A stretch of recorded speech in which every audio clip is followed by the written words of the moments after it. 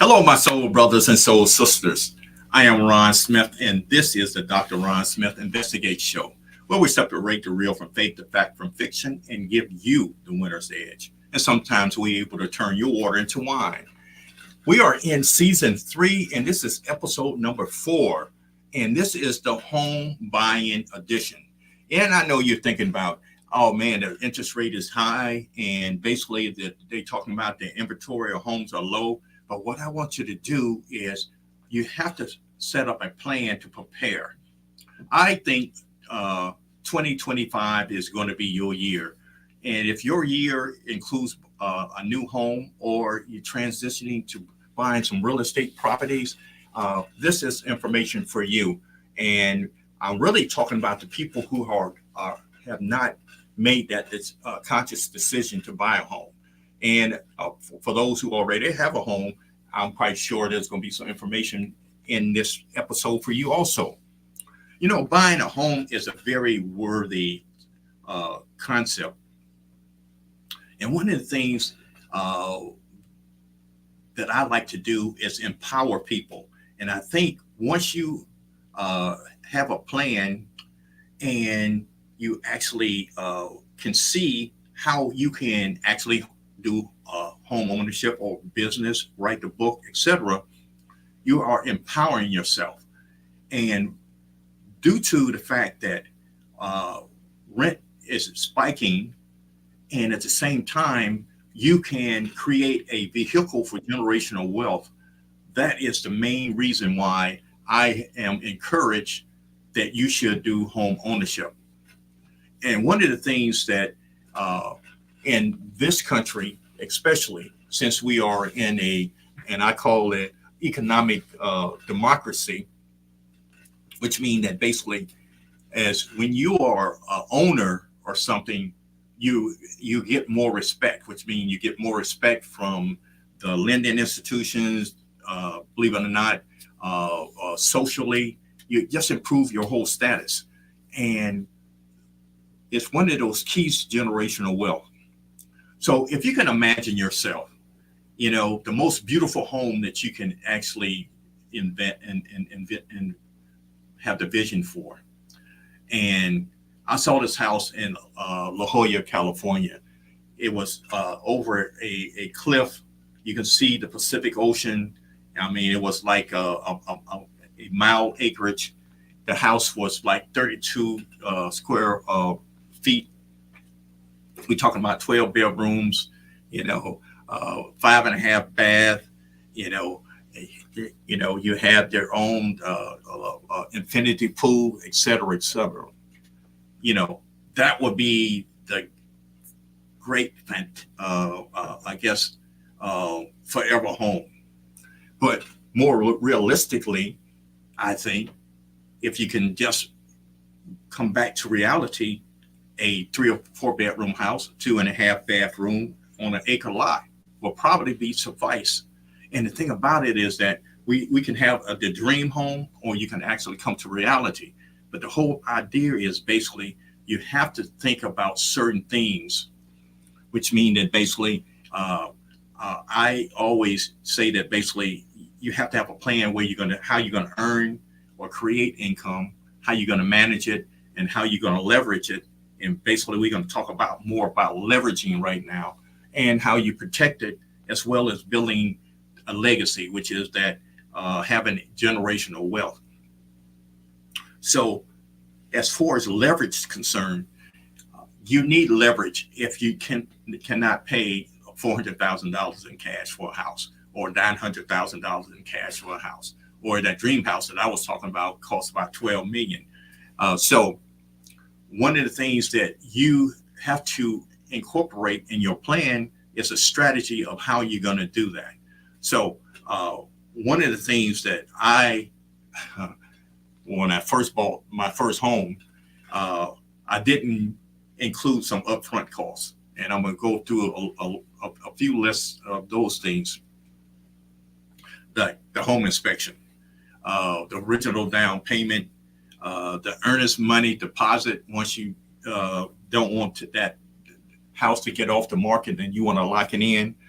I didn't include the new appliances, the new furniture, and new decor, which means that basically every man wants a man cave. So basically, is that going to be 4 seats, 6 seats, or 8 or 12?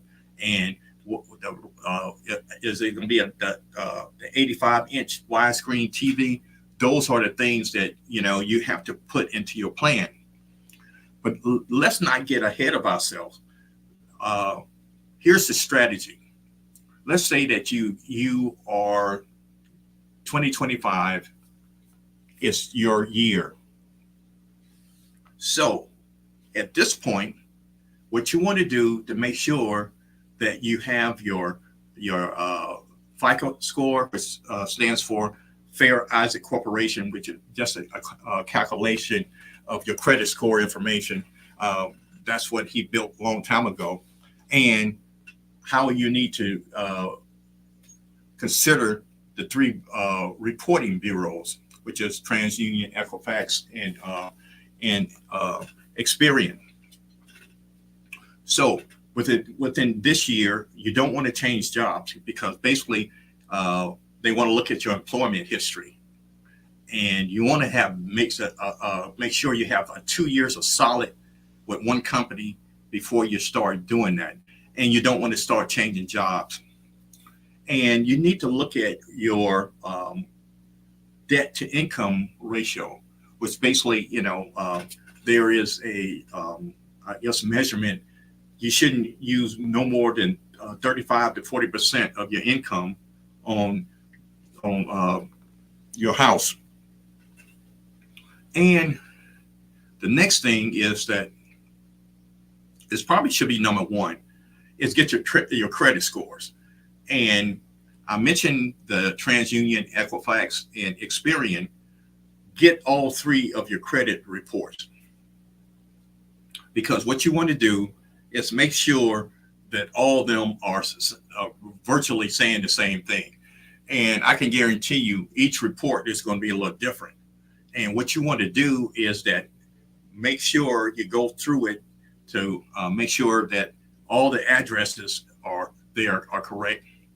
And if there are anything that's incorrect, you need to start working on getting those validation, which means basically you're sending a letter to each of these individuals if there is a discrepancy on your credit report, so we can get those things removed. Even if there's your middle initials and stuff that people are claiming and hoping and pray that you don't are not in the middle of identity theft, because that is very prevalent right now. And matter of fact, Social Security was hacked about 2 weeks ago. So basically, all your Social Security, date of birth, all those information is out there somewhere. And even if you're not buying a new home, you need to get your credit report. Matter of fact, I just got mine's.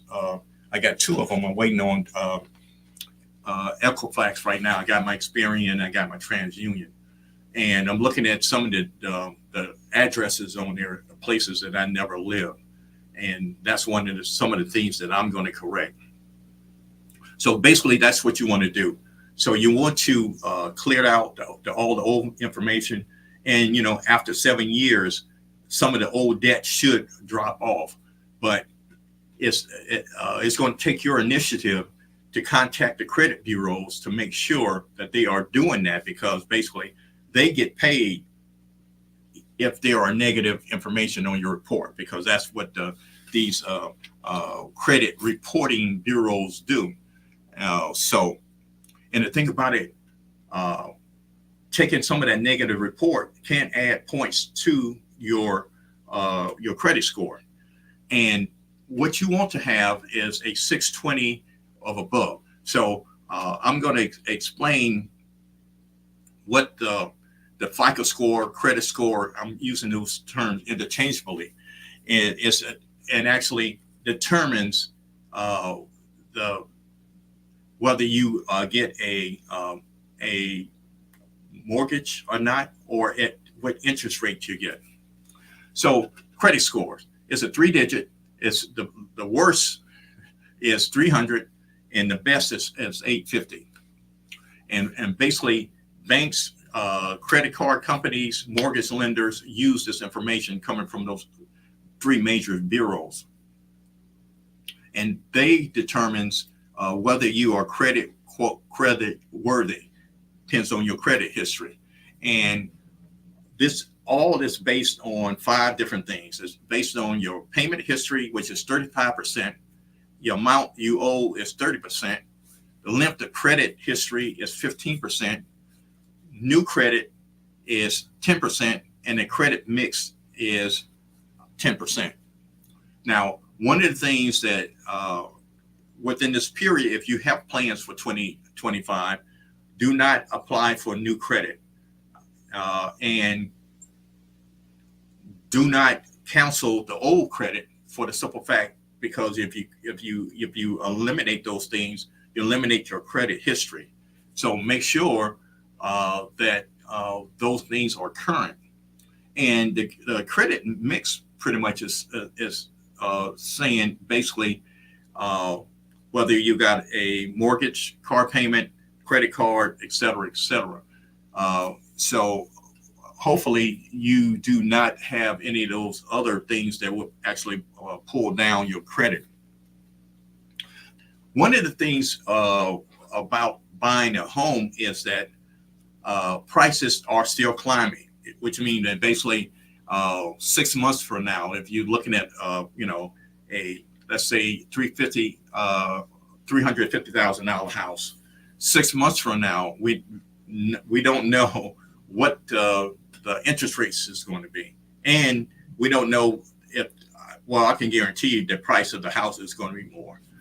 A $350,000 house right now in September, and I'm quite sure in November, December, or even January, it'd probably be about $8,000 to $10,000 more.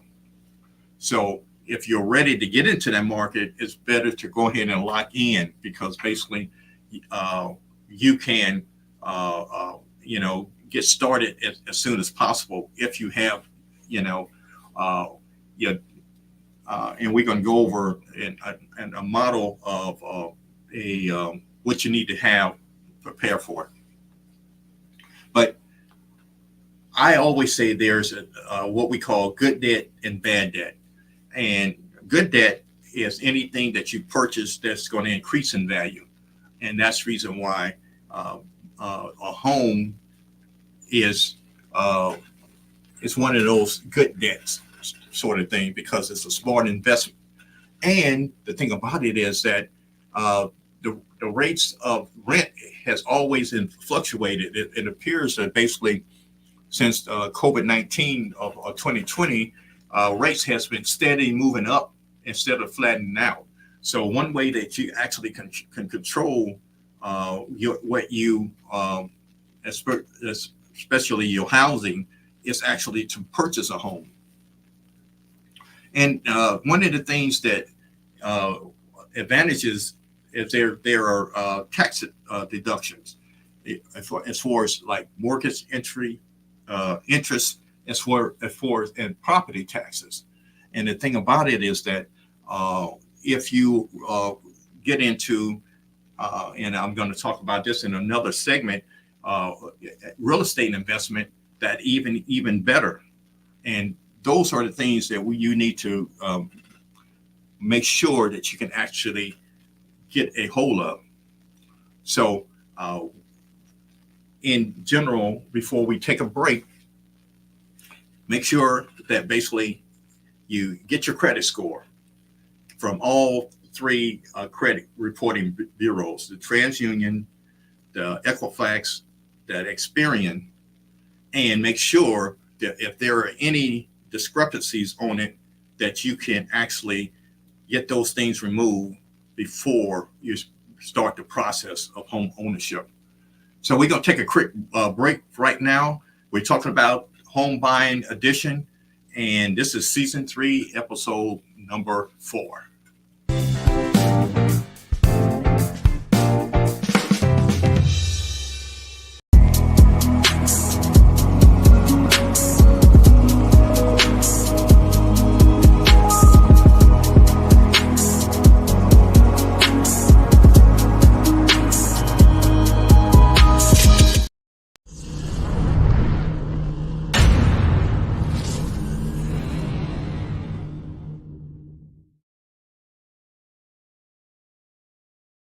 Hello, my soul brothers and soul sisters. We are talking about the home buying edition, and this is season 3, episode number 4. And basically, what we have been talking about is actually getting a plan ready. I think 2025 we're going to see some of the interest rates dropping, and if you have a plan or have a desire for home ownership, it is time to actually to get to activate that plan. And what I mean by that is basically the first thing that I really encourage you to look at leverage. And leverage is actually OPM, using other people's money, which means basically if you don't have a $500,000 to put down on a home, basically you don't have to borrow that. And one of the things that I'm going to go through is an example of what you need to buy a $400,000 home. Now, I am going to assume some things, and basically, let's say you need a FHA loan, which stands for the Federal Housing Administration loan, and basically that gives you the advantage if you have a low credit score and you have a low down payment. And normally, let's say for a $400,000 home, you have to have 3.5% down, which is basically, let's say, 400,000 is the purchase price. The loan amount after 3.5 down is $386,000. With that FHA loan, you have to have a mortgage insurance, which is going to cost you roughly $6,755. So the total loan amount would be $392,755. Now, what I want to do is actually break this down to a monthly cost, and we're talking about a 30-year mortgage at the interest rate, which is 16.5, which is somewhat reasonable where we pretty much we are right now. Hopefully, as I think they're going to look at the interest rate and bring them down next month. But right now, 6.5 is pretty much where we are.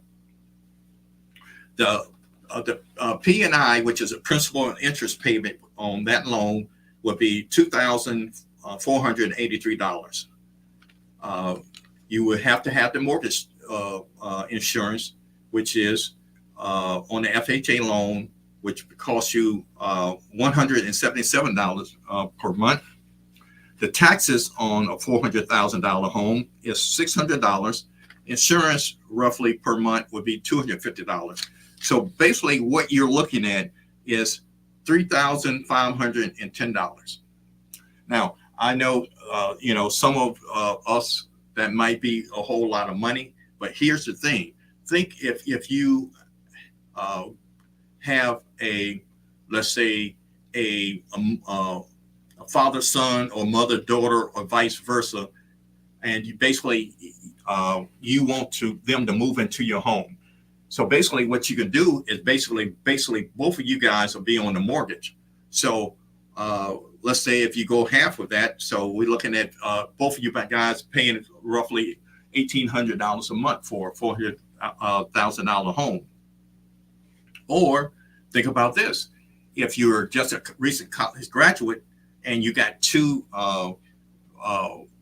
brother sorority sisters or frat brothers or friends who that are dependable, reliable, and basically they want to get into the home ownership or the real estate investment, this will be a golden opportunity for them to get involved with that.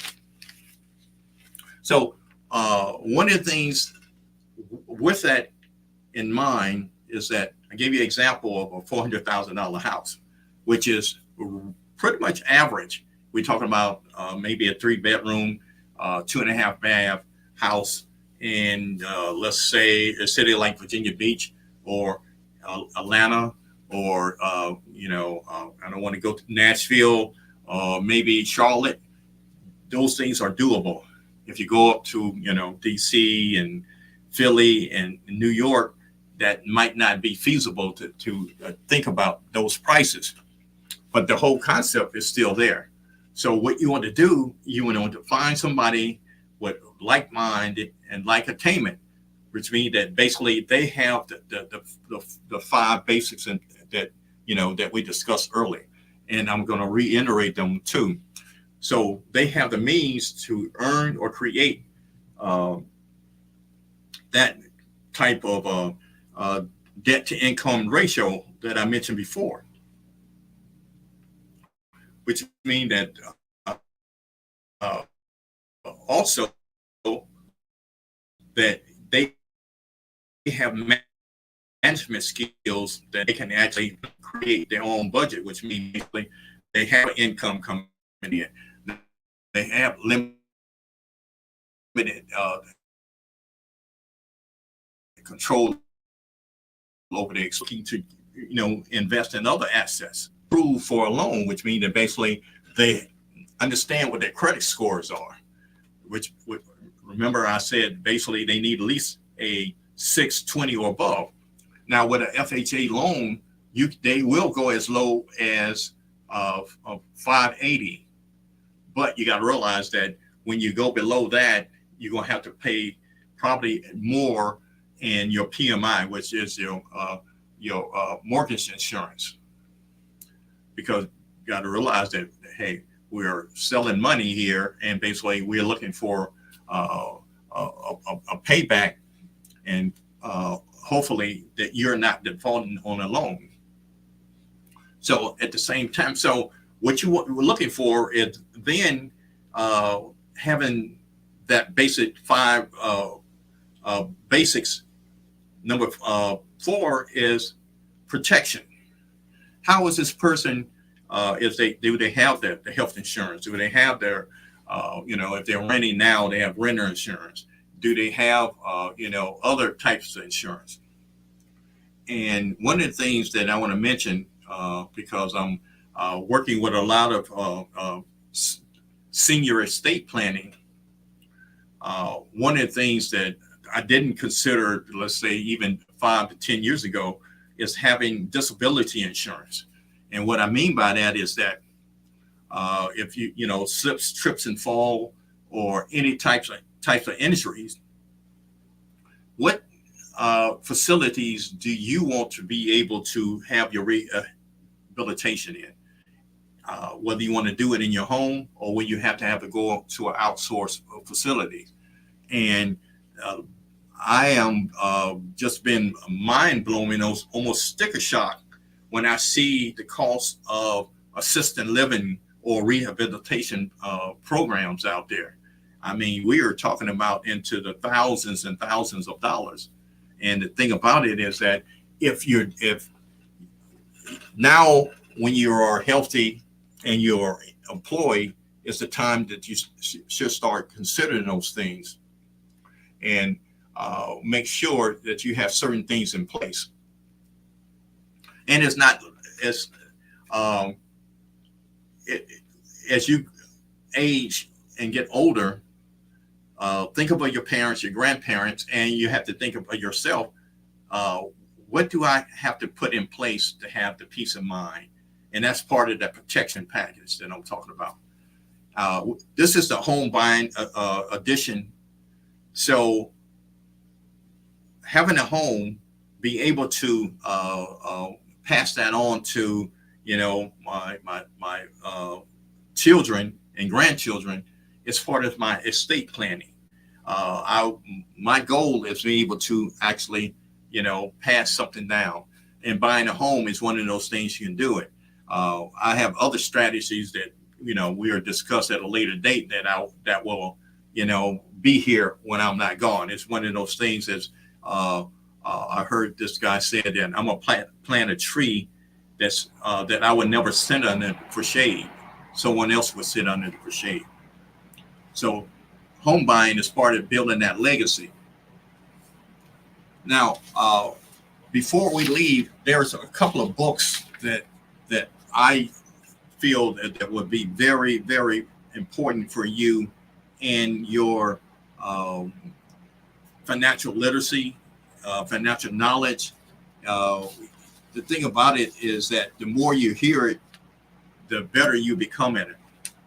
Uh, the first book is called Rich Dad Poor Dad. It's by Robert Kiyosaki.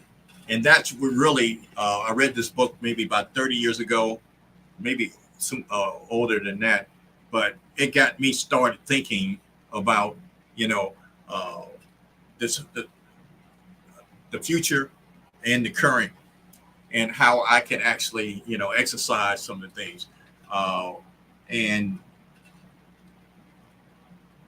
just by being employed and having a 401k and having your social security and hopefully having a pension plan, you need something else besides that.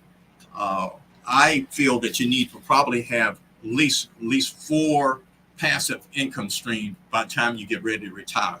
And basically, Rich Dad Poor Dad mentioned some of those things in his book. The next book I'll recommend is called Your Money or Your Life, and it's by Vicki Robbins.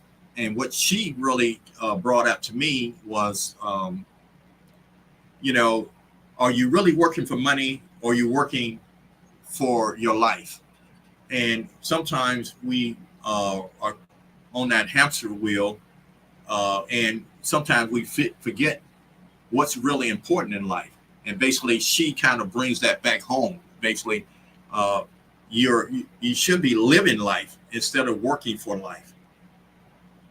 And the millionaire next door is really talking about there's people around you who are millionaires and multimillionaires, and that you will never really know it, which means that basically they don't have the bling bling that you see certain people own, all the jewelry around in the neck, the $300,000 watches, or the big Mercedes, or the big Lexus, and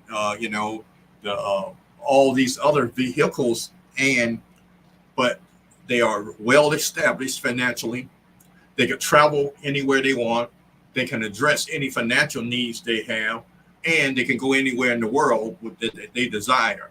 And when you look at them, you would never really, well, I can tell, because there's some things that money can't hide, which I share some things.